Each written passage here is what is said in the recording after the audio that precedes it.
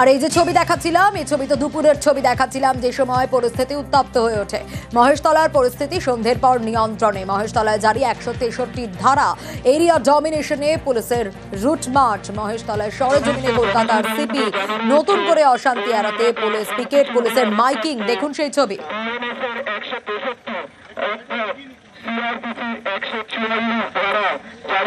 মহেশতলায় অশান্তিতে 4 জনকে গ্রেপ্তার করা হয়েছে। আরো ডিটেইল আপডেট নেব। এখনকার পরিস্থিতি ঠিক কি? অমিত রয়েছে আমার সঙ্গে। অমিত, এলাকায় 163 ধারা জারি রয়েছে এবং পুলিশ পিকেট রয়েছে, এখনকার ছবিটা একটু জানতে চাইবো।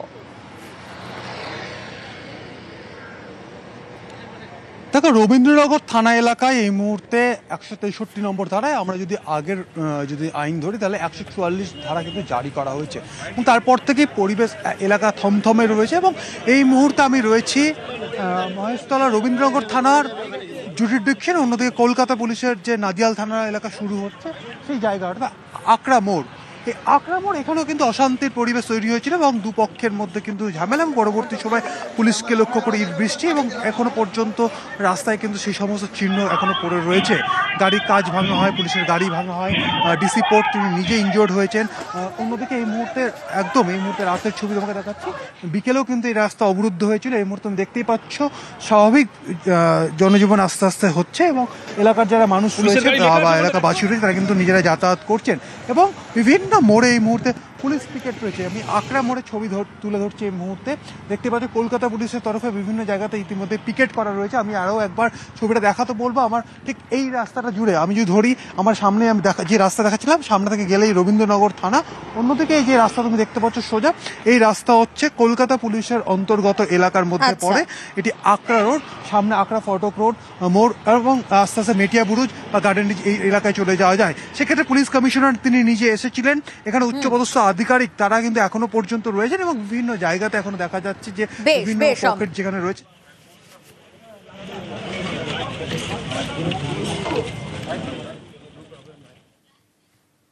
আর এবার যে খবরে নজর রাখবো, লেক টাউনে তৈরি হবে আর একটা বেইলি ব্রিজ। এতে কম সময়ে সল্টলেক থেকে পৌঁছানো যাবে ভিআইপি রোডে।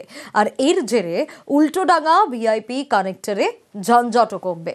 কেএমডি এর টার্গেট দুর্গাপুজোর আগেই নতুন বেইলি ব্রিজ তৈরি করে ফেলা।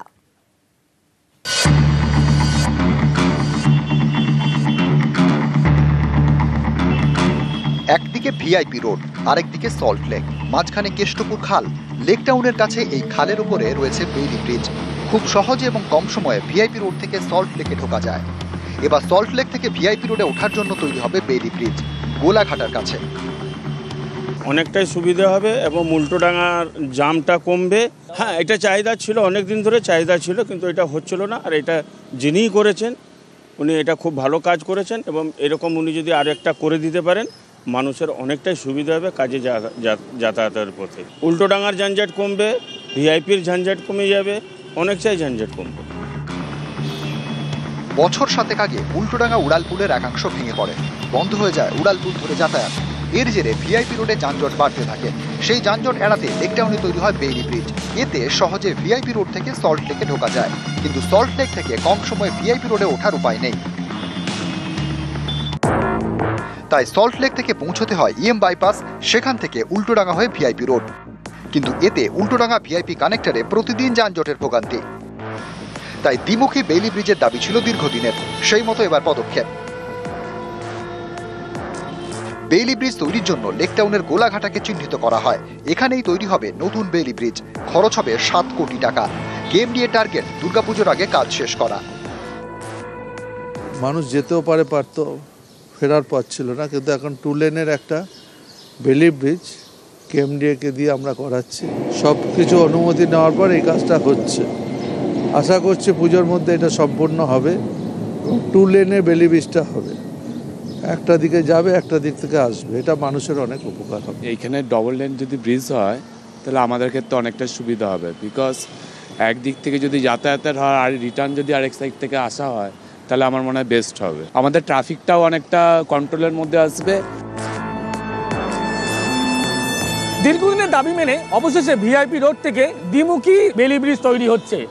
একদিকে রাস্তায় বুঝিয়ে দিয়েছিল যানজট এড়ানোর জন্য এর থেকে বিকল্প কোনো কিছু হতে পারে না।